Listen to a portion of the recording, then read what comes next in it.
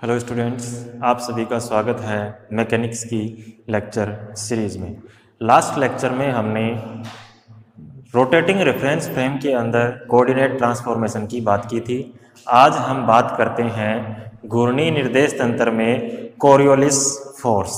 ये क्या होता है और इसका क्या मान होता है और कैसे ये किसी कण की गति को प्रभावित करता है, वो हम देखते हैं आज।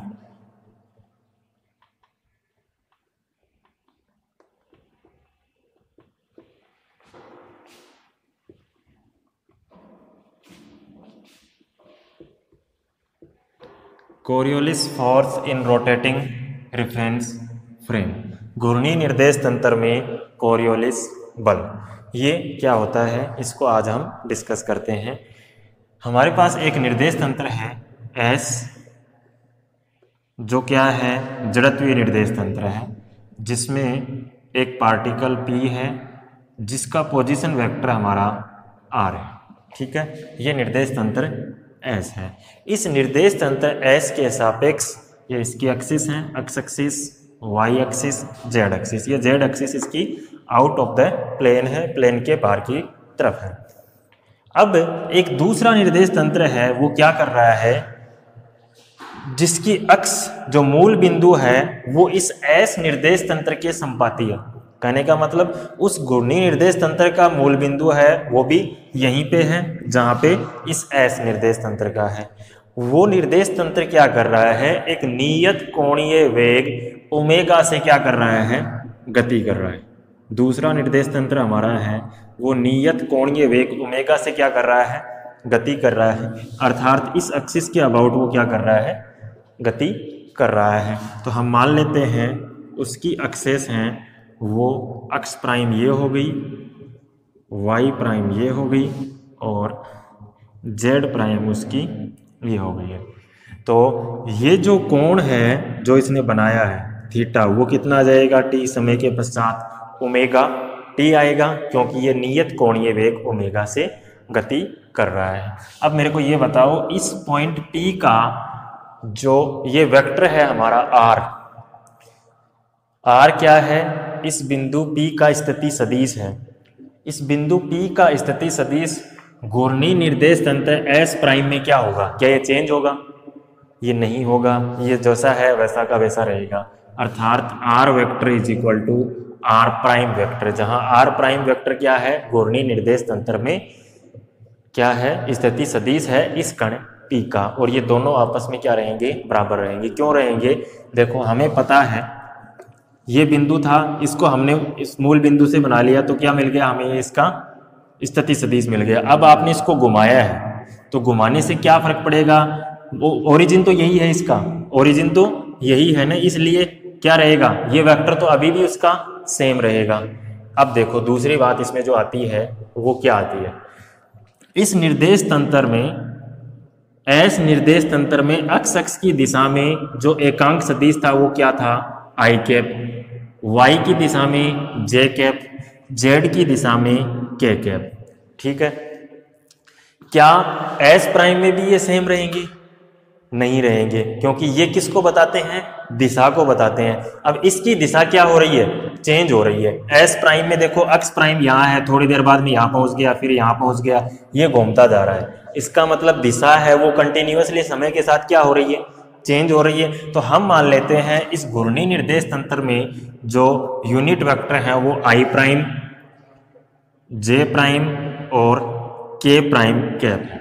ठीक है, तो अब हम क्या लिख सकते हैं, एस निर्देश तंत्र और एस प्राइम निर्देश तंत्र दोनों में क्या लिख सकते हैं, आर और आर वेक्टर लिख सकते हैं। तो एस निर्देश तंत्र में, एस निर्देश तंत्र में बिंदु P का स्थिति सदिश, position vector of point P in reference frame S, स्थिति सदिश R vector is equal to क्या आएगा, x i cap plus y j cap plus z k cap. कैसे आया, क्योंकि हमें पता है इसके कोऑर्डिनेट एक्स वाई जेड हैं, किसमें, S में, और S प्राइम में क्या है, x prime y prime z prime, ये किसमें है, S प्राइम में।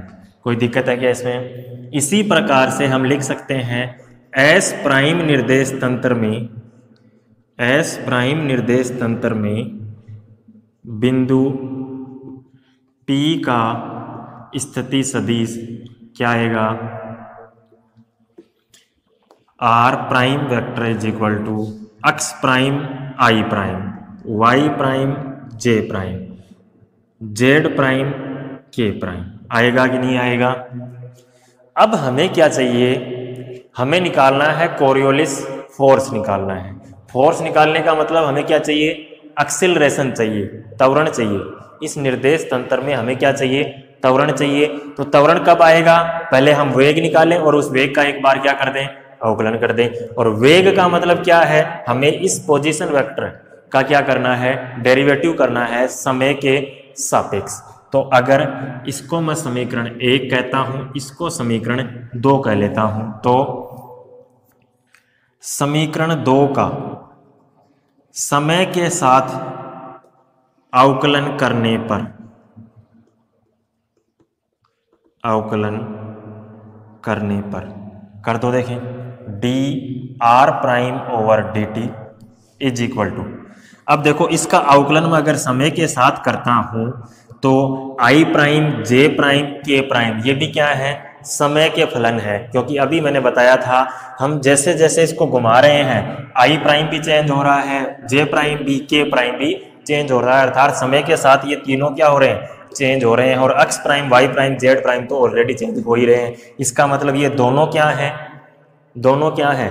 एकांक सदिश भी समय के फलन है और कोऑर्डिनेट हैं वो भी क्या है? समय के फलन। तो इसका अवकलन करेंगे तो क्या आएगा हमारे पास?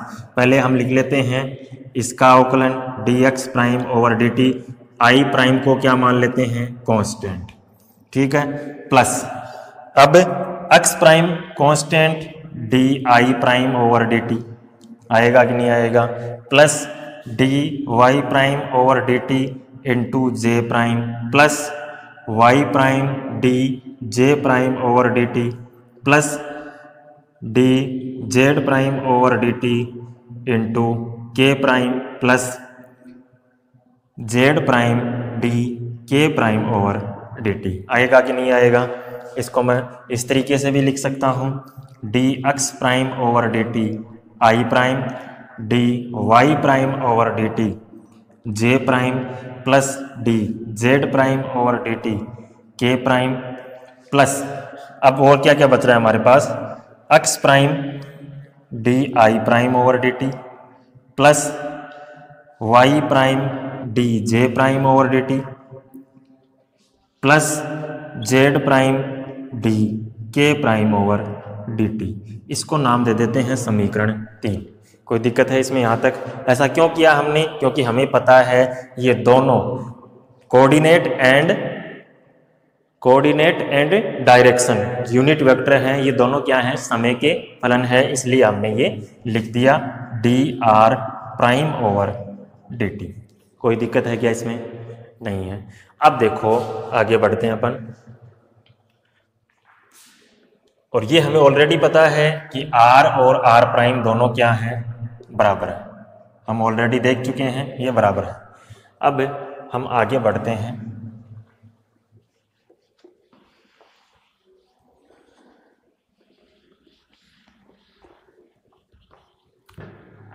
अब मैं लिखना चाह रहा हूं, वेग लिखना चाह रहा हूं। किस निर्देश तंत्र में?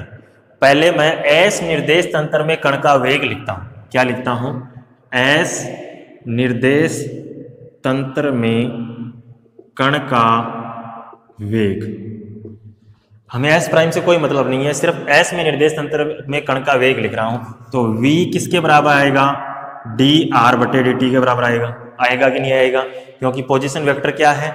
आर है वहां पे, और उसका क्या करना है? समय के सापेक्ष डेरिवेटिव करना है। तो ये कितना आ जाएगा हमारा? आर क्या था? एक्स आई प्लस वाई जे प्लस जेड के। क्या अब आई जे के समय के फलन है? नहीं है। क्यों? क्योंकि हमारा एस निर्देश तंत्र क्या था? जड़त्वीय निर्देश तंत्र था, अर्थात वो क्या है? फिक्स है, उसमें कोई मूवमेंट नहीं हो रहा है, अर्थात वो रोटेट नहीं कर रहा। रोटेट कौन कर रहा है? एस प्राइम रोटेट कर रहा है। तो ये कितना आ जाएगा? डी एक्स बटे D T i cap plus D y बटे D T j cap plus D z बटे डी टी के कैप। आएगा कि नहीं आएगा? क्यों? क्योंकि ये तीनों चेंज नहीं हो रहे हैं। आई जे के, आई इसी दिशा में है, जे इसी दिशा में है, के इसी दिशा में है। गति कर रहा है कौन? कण गति कर रहा है, तो इसके एक्स वाई जेड चेंज हो सकते हैं, इसलिए ये हमने लिख दिया। इसी प्रकार यदि एस प्राइम निर्देश तंत्र में, एस प्राइम निर्देश तंत्र में संकारक, जो डेरिवेटिव संकारक है उसको मैं डी प्राइम बटे डी टी से रिप्रेजेंट कर दूं। क्या कर दूं? डी प्राइम बटे डी टी से रिप्रेजेंट कर दूं। इसका मतलब क्या है कि हम, अगर ये निर्देश तंत्र हमारा घूम रहा है तो उसके साथ साथ अगर प्रेक्षक भी घूम रहा है तो उसके रिस्पेक्ट में आई प्राइम जे प्राइम क्या रहेंगी? हमेशा कांस्टेंट रहेंगी। रहेंगी कि नहीं रहेंगी? दिशा है वो चेंज नहीं होगी, कांस्टेंट हो जाएंगी। कैसे? सपोज करो ये एक डायरेक्शन है मेरे रिस्पेक्ट में और मैं ही इसको देख रहा हूं, प्रेक्षक भी मैं ही हूं, तो मैं जैसे मैं घूम रहा हूं ऐसे ऐसे, तो ये पेन घूम रहा है, इसके साथ साथ मैं भी घूम रहा हूं, अर्थात मेरे रिस्पेक्ट में इसकी दिशा चेंज नहीं हो रही है। लेकिन अगर आप इसको देखोगे तो आपके रिस्पेक्ट में इसकी दिशा क्या हो रही है? चेंज हो रही है, लेकिन मेरे रिस्पेक्ट में ये चेंज नहीं हो रही है। इसलिए जो वेग हम लिखेंगे v प्राइम, जो घूर्णी निर्देश तंत्र है उसमें वेग v प्राइम है हमारा, वो क्या आ जाएगा? उसको मैं d prime r prime over D T लिख सकता हूं कि नहीं लिख सकता हूं? अब मेरे पास i prime j prime k prime है, वो समय के साथ चेंज नहीं हो रहे हैं मेरे रिस्पेक्ट में, इसलिए इसको मैं ये लिख सकता हूं d x prime over D T I prime plus D Y prime over D T J prime plus D Z prime over D T के प्राइम। लिख सकते हैं या नहीं लिख सकते? बिल्कुल लिख सकते हैं। यह समीकरण 3 थी, इसको 4 बोल दो, इसको समीकरण 5 हम बोल देते हैं। कोई दिक्कत इसमें यहां तक?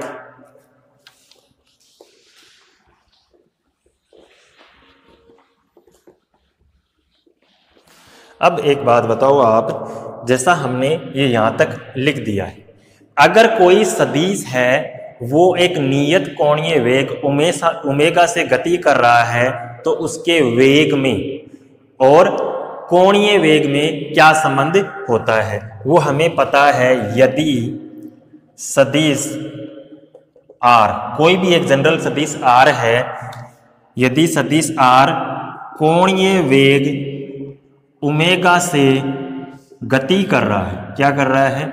गति कर रहा है, तो उसकी एक्सियल वेलोसिटी या उसका जो रैखिक वेग है v और उसके कोणीय वेग ओमेगा में एक संबंध होता है, वो क्या होता है? v is equal to omega cross r होता है कि नहीं होता? जहां v क्या चीज है, v को मैं ये भी तो लिख सकता हूं डी आर बटे डी टी। इस सदिश r के लिए वेग क्या हो जाएगा? डी आर बटे डी टी, और हमें पता है ये v किसके बराबर होता है? ओमेगा क्रॉस r के बराबर होता है कि नहीं होता है? ये क्यों कर रहे हैं हम? ये इसलिए कर रहे हैं क्योंकि हमारे पास ऐसी ही एक सिचुएशन बनी हुई है। वो कौन सी बनी हुई है? आई प्राइम, जे प्राइम और के प्राइम, ये तीनों क्या कर रहे हैं? नियत कोणीय वेग ओमेगा से गति कर रहे हैं। इसका मतलब क्या हुआ? मैं लिख सकता हूं क्या? इसके अंदर r को मैं एक बार i प्राइम से रिप्लेस कर दूं, एक बार j प्राइम से, एक बार k प्राइम से रिप्लेस कर दें, तो हमारे पास 3 समीकरण आ जाएंगी। वो क्या आएगी? डी आई प्राइम बटे D T is equal to क्या आ जाएगा? Omega cross I prime.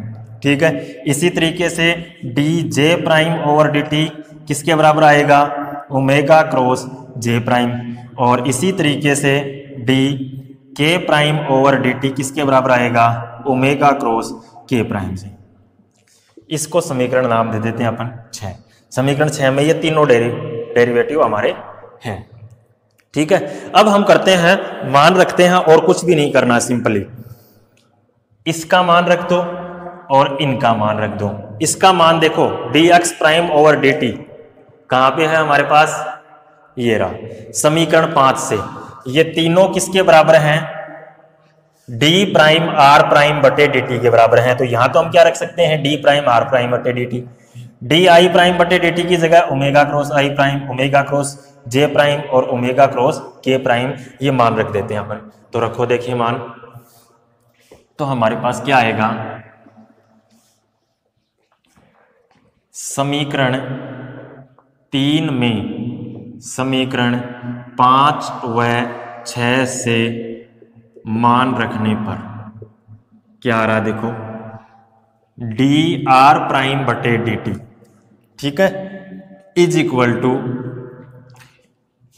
इसका मान किसके बराबर है, डी प्राइम आर प्राइम बटे D T, D prime are prime बटे डी टी है कि नहीं है, plus X prime into D आई प्राइम बटे डी टी किसके बराबर है, ओमेगा क्रॉस आई प्राइम, ठीक है, plus Y prime into D जे प्राइम बटे डी टी, ये रही वैल्यू किसके बराबर है, ओमेगा क्रॉस जे prime, plus Z prime into D K prime बटे डी टी की वैल्यू क्या है, ओमेगा क्रॉस के प्राइम, है कि नहीं है। इसको मैं ये भी लिख सकता हूं क्या, आगे सोल्व करके, is equal to D prime are prime बटे डी टी प्लस ओमेगा यहां भी है, ओमेगा यहां भी है, ओमेगा यहां भी है, तीनों में है, इसको ये लिख सकता हूं क्या, omega cross x prime i prime plus, देखो x prime i prime plus Y prime j prime plus Z prime k prime, लिख सकते हैं कि नहीं लिख सकते हैं। और ये क्या चीज था हमारा, आर प्राइम था कि नहीं था, तो इसकी जगह क्या लिखते हैं, आर प्राइम, तो हमारे पास क्या आ जाएगा, हमारे पास आ जाएगा डी आर प्राइम बटे D T is equal to D prime are prime बटे D T plus omega cross are prime, आएगा कि नहीं आएगा, लिख सकते हैं या नहीं लिख सकते, लिख सकते हैं। तो ये जो समीकरण है वो समीकरण क्या बता रही है, आर प्राइम की समय के साथ परिवर्तन की दर बता रही है, बता रही है कि नहीं बता रही है। अब इस समीकरण में आप देखो कि r prime are prime are prime, इसका मतलब इस समीकरण को हम एक किस रूप में लिख सकते हैं, संकारक के रूप में भी लिख सकते हैं, लिख सकते हैं कि नहीं लिख सकते हैं। तो संकारक के रूप में अगर इसको लिखें तो हमारे पास क्या आ जाएगा, d by d T is equal to D prime over D T plus omega cross something आएगा, कुछ भी आ सकता है यहाँ पे। अगर यहाँ आर प्राइम रखोगे तो तीनों जगह आर आ जाएगा, आर रखोगे तो तीनों जगह क्या आ जाएगा, आर आ जाएगा। तो ये क्या होगी, हमारी संकारक फॉर्म हो गई, संकारक रूप आ गया इस समीकरण का, ठीक है। अब इस समीकरण में देखो ये वाला पद, ये पद और ये पद, तीनों पदों से हम देखो क्या लिख सकते हैं। आर प्राइम को मैं तीनों जगह आर से रिप्लेस कर दूं क्योंकि ये संकारक समीकरण है, इसको हम वी भी लिख सकते हैं, ए भी लिख सकते हैं, सभी के लिए समीकरण हमारी क्या है, वैलिड है। इस समीकरण को नाम भी दे सकते हो आप, आगे हम कहां तक दे चुके थे, 7 दे चुके थे, शायद इसको 8 दे लेना, ठीक है। अब ये तीनों समीकरण है, इसके अंदर मैं तीनों जगह आर रख दूं, आर आर आर, तो क्या बनेगा, देखो ये डी आर बटे डी टी हमारा क्या था, वेलोसिटी वी था कि नहीं था, डी प्राइम आर बटे डी टी क्या था, वी प्राइम था, प्लस ओमेगा क्रॉस आर था कि नहीं था। इस समीकरण को भी एक नया नाम दे दो आप, ए दे लो, ठीक है, कोई दिक्कत है क्या, ये समीकरण हमारे काम आएगी बाद में, इसलिए हम इसको लिख रहे हैं। और यहां से अगर मैं वी प्राइम निकालना चाहूं तो क्या जाएगा, v minus omega cross r, आएगा कि नहीं आएगा। तो ये समीकरण हमारी क्या आ गई, वेग की समीकरण आ गई। लेकिन हमें वेग से मतलब नहीं था, हमें मतलब किस चीज से था, कोरोलियस फोर्स हमें निकालना है। फोर्स का मतलब क्या चाहिए, हमें त्वरण चाहिए, क्या चाहिए, त्वरण चाहिए। इसका मतलब इस वेग का हमें क्या करना पड़ेगा, अवकलन करना पड़ेगा। तो अब हमारे लिए जो समीकरण काम की है वो ये 2 समीकरण काम की हैं। एक तो संकारक फॉर्म थी, वो क्या थी, d by d T is equal to D prime over D T plus omega cross, संकारक फॉर्म है। दूसरा हमने निकाल लिया है v vector is equal to v prime plus omega cross r. अब इस ओमेगा क्रॉस आर को आप आर प्राइम भी लिख सकते हो, कोई दिक्कत नहीं है। अगर यहाँ आर प्राइम लिखना चाहो तो आर प्राइम भी लिख दो, क्यों, क्योंकि हमें पता है आर और आर प्राइम दोनों बराबर है। यहाँ आर लिखो आर प्राइम लिखो, कोई फर्क इससे नहीं पड़ेगा, ठीक है, अब हम बात करते हैं आगे किसकी, त्वरण की बात करते हैं। अब हम निकालते हैं कोरोलियस फोर्स। तो फोर्स निकालने के लिए हमें किसकी जरूरत है, त्वरण की जरूरत है। त्वरण की जरूरत है, इसका मतलब हमें वेलोसिटी का क्या करना है, डेरिवेटिव करना है। और हमारे पास अवकल समीकरण एक ऑलरेडी निकाल चुके हैं अपन, वो क्या है, d by d T is equal to D prime over D T plus omega cross. ठीक है, इस पूरी समीकरण को हम किससे ऑपरेट कर दें, v से ऑपरेट कर दें, तो हमारे पास क्या जाएगा, डी वी बटे D T is equal to D prime v बटे D T plus omega cross v. v हम ऑलरेडी निकाल चुके हैं, क्या है, v is equal to v prime plus omega cross r, ये मान रख देते हैं इसमें, तो क्या जाएगा, डी वी बटे D T is equal to D prime बटे डी टी वी। v क्या है, v prime plus omega cross r plus omega cross क्या है, v प्राइम की value v prime plus omega cross r. ठीक है, तो dv बटे dt क्या है, एस निर्देश तंत्र में त्वरण, जो निर्देश तंत्र पहले से क्या है, जड़त्वीय निर्देश तंत्र है, उसमें त्वरण है, इज इक्वल टू, इसको अलग अलग कर लेते हैं, d प्राइम v प्राइम बटे dt प्लस d प्राइम बटे dt omega cross r plus omega cross v prime plus omega cross r. आएगा या नहीं आएगा, ये सब हमारी क्या है, वेक्टर क्वांटिटी है। क्या है, वेक्टर क्वांटिटी है। तो यहां से हमारे पास क्या आएगा, देखो,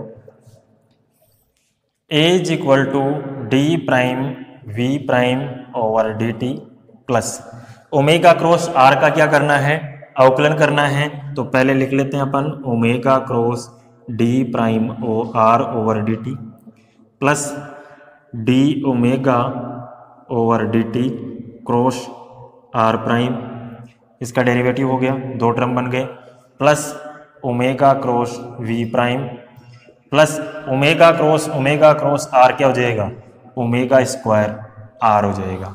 ठीक है, अब हमें पता है, देखो ओमेगा क्या है, नियत क्वांटिटी है, अर्थात जो एस प्राइम निर्देश तंत्र है वो क्या कर रहा है, एस के रिस्पेक्ट में नियत कोणीय वेग ओमेगा से क्या कर रहा है, घूर्णन कर रहा है। इसका मतलब डी प्राइम ओमेगा बटे डी टी की वैल्यू क्या जाएगी हमारी, जीरो।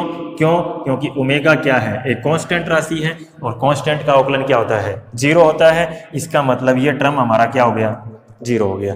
अब omega d prime r over D T, ये क्या चीज है, इसको d prime r over D t को मैं ये भी तो लिख सकता हूँ d प्राइम आर प्राइम बटे डी टी। कोई फर्क पड़ेगा क्या इसमें, नहीं पड़ेगा। क्यों, क्योंकि r और r प्राइम हमें पता है दोनों क्या है, बराबर है। तो इसका मतलब ये d प्राइम आर प्राइम भी हो सकता है और d प्राइम आर प्राइम बटे डी टी हमारा क्या था, हमने देखा था v प्राइम था। इसका मतलब इसकी जगह हमारे पास क्या जाएगा, v prime omega cross v prime omega cross v prime, दो हो गए हैं।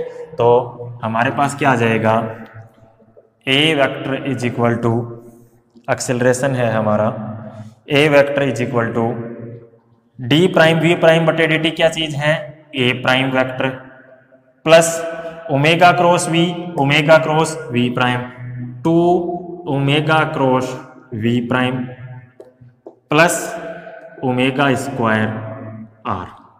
आएगा कि नहीं आएगा, आएगा या नहीं आएगा। ये समीकरण हमारी क्या है, त्वरण की समीकरण है, किसमें, घूर्णी निर्देश तंत्र में। अगर हमें क्या निकालना हो, बल निकालना हो, तो हम मान लेते हैं कण का द्रव्यमान कितना है, स्मॉल m है। अगर m द्रव्यमान का कण है, गति कर रहा है, उस केस में क्या होगा, m द्रव्यमान कण का द्रव्यमान क्या हो, m हो, तो m a is equal to m a prime plus 2m omega cross v prime plus m omega square r। m omega square r क्या चीज है, त्वरण बल है, कौन सा, अभिकेंद्रीय बल। ये क्या है, कोरोलियस बल। ये क्या है, f प्राइम अर्थात घूर्णी निर्देश तंत्र में बल है। और ये क्या था, F था हमारा किसमें, स्थिर निर्देश तंत्र या जड़त्वीय निर्देश तंत्र में। तो यहां से मैं लिख सकता हूं क्या, एफ प्राइम ये किसके बराबर आ जाएगा, m a minus 2m omega cross v prime minus m omega square r. अर्थात हमारा घूर्णी निर्देश तंत्र में जो बल है एफ प्राइम है वो किसके बराबर है, F0। अर्थात स्थिर निर्देश तंत्र में बल प्लस एफ सी कोरोलियस बल प्लस एफ अपकेंद्रीय बल, एफ अपकेंद्रीय बल, इन तीनों के योग के बराबर आएगा। अर्थात घूर्णी निर्देश तंत्र में बल इन तीनों के योग के बराबर। अगर इन तीनों के योग के बराबर लिखते हैं तो हमारे पास क्या आ जाएगा, एफ सी कोरोलियस बल वो कितना आ जाएगा, minus 2m omega cross v prime, और एफ अपकेंद्रीय है वो किसके बराबर आएगा, minus m omega square r. जब हमने सूडो फोर्स की बात की थी उस समय भी इसका जिक्र हमने किया था। तो इस प्रकार कोरोलियस बल है वो हमारा क्या आता है, minus 2m omega cross we आता है। आएगा कि नहीं आएगा। तो इस कोरोलियस बल का मान मैक्सिमम कब होगा, तो हमारे पास आ गया है कोरियोलिस बल F c is equal to minus 2m omega cross v prime. यहाँ ध्यान रखना ये वी प्राइम है ना कि वी, अर्थात घूर्णी निर्देश तंत्र में कण का वेग है। ये मैक्सिमम कब होगा, एफ सी, इसको मैं ये भी लिख सकता हूँ minus 2m omega v prime sine theta n cap. Maximum कब होगा, जब थीटा इज इक्वल टू क्या हो जाए 90 डिग्री, तो उस समय एफ सी मैक्सिमम कितना आ जाएगा, वो आ जाएगा 2m ओमेगा वी प्राइम। आएगा कि नहीं आएगा एफ सी का परिमाण। और मिनिमम कितना आएगा ये, जब थीटा हमारा कितना है 0, उस केस में एफ सी कितना आ जाएगा हमारा 0 आ जाएगा। तो ये जो बल है वो हमारा क्या कहलाता है, कोरियोलिस बल कहलाता है। ये आया कहाँ से है, निर्देश तंत्र की घूर्णी गति की वजह से आया है। नेक्स्ट लेक्चर में हम इस कोरियोलिस बल की वजह से अर्थ पे जो कण गति कर रहे हैं उनके ऊपर क्या प्रभाव पड़ता है। जैसे अर्थ पे एक कण है उसको हम क्षैतिज दिशा में फेंकते हैं तो क्या होगा, ऊपर ऊर्ध्वाधर फेंकते हैं तो क्या होगा, ऊपर से नीचे गिराते हैं तो क्या होगा, चक्रवात कैसे बनते हैं वो भी हम देखेंगे आने वाले लेक्चर में। और एक नदी जब पृथ्वी पे चल रही होती है, बह रही है नदी, तो उस नदी है उसका आउटर जो बाहरी किनारा है वो ही क्यों कटता है। इन सब चीज़ों के बारे में हम नेक्स्ट लेक्चर, आने वाले जो भी लेक्चर होंगे उनमें डिस्कस करेंगे।